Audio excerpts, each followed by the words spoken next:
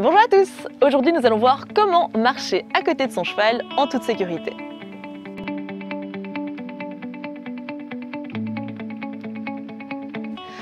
Alors, marcher à côté de son cheval en étant en toute sécurité, ça implique par exemple de ne pas se faire bousculer si le cheval a peur de quelque chose, de ne pas se faire marcher sur les pieds, ou encore de ne pas avoir l'impression de devoir le tirer de toutes nos forces derrière nous pour qu'il avance un minimum. Avant de commencer l'exercice, sois sûr de maîtriser les 4 mouvements de base du travail à pied. Si tu n'en es pas sûr, regarde ma vidéo à ce sujet-là. Donc les 4 mouvements de base, c'est être sûr que ton cheval réponde à la pression du licol pour reculer, avancer, que tu saches pivoter ses hanches et enfin ses épaules.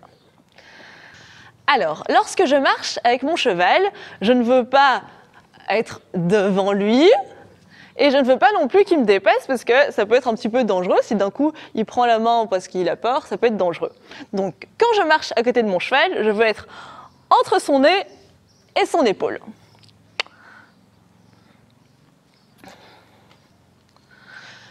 Le type d'exercice qu'on va faire aujourd'hui, c'est vraiment pour apprendre au cheval à, en toutes circonstances, toujours marcher à côté de l'humain sans le dépasser et sans risquer de se faire bousculer.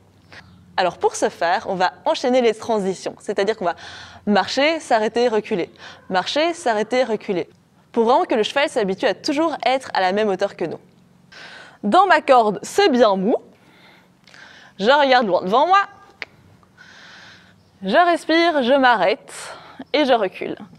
S'il ne recule pas assez vite, il y a la pression du licol qui vient lui demander un peu plus fermement. J'avance, s'il ne me suit pas, de nouveau, il y a la pression du licol qui agit. À force, le cheval, puisqu'il cherche toujours son confort, va apprendre à réagir avant d'avoir la pression du licol. On voit ici que c'est resté tout mou. De temps en temps, vous pouvez accélérer. Si votre cheval vous suit, ben c'est très bien, il garde son confort. Par contre, s'il ne vous a pas suivi dans l'accélération, eh bien, il y a la corde qui viendra agir.